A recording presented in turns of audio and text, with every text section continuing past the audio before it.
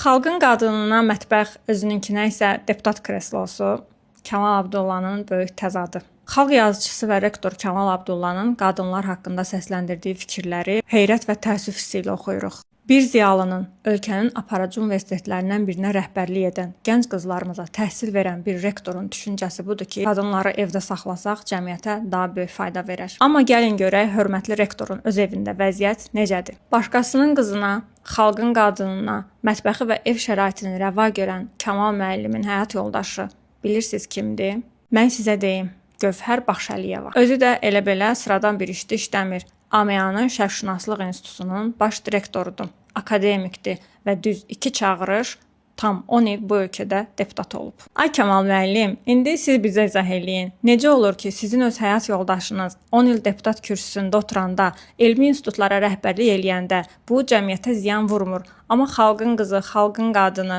həkim, müəllim, iqtisadçı və sair peşələrdə fəaliyyət göstərəndə, öz ayaqları üstünə durmağa çalışanda, iqtisadi müstəqillik qazanmaq istəyəndə bu cəmiyyətə ziyan vurur. Siz bu xalqa dolamısınız. Öz ailənizə rəva bildiyiniz inkişafı, karyeranı, rütbəni bu xalqın qızlarına, qadınlarına niyə çox görürsüz? Yoxsa bu ölkədə vəzifə tutmaq, cəmiyyətdə söz sahibi olmaq ancaq sizin seçilmiş ailənizin haqqıdır. Xalqın qadınlarına isə ancaq evdə oturub uşaq böyütmək düşür və sizin kimilər də yüksək vəzifələrdə oturub onlara ağıl verməlidir. Bu cəmiyyəti geri salan, bu cəmiyyətə ziyan verən, bu ölkənin inkişafını ləngidən, qadınları dörd divar arasına sıxışdırmağa çalışan məhz bu ikiyüzlü zehniyyətdir. Xalqı dolayıb özünə fərqli, kütləyə fərqli standartlar tətbiq edənlərə qarşı ən gözəl cavabı elə bu ölkənin savadlı, işgüzar və heç kimə boyun əyməyən qadınları öz uğurları ilə verəcək. Bəs siz bu barədə nə düşünürsünüz? Şərhlərdə görüşək.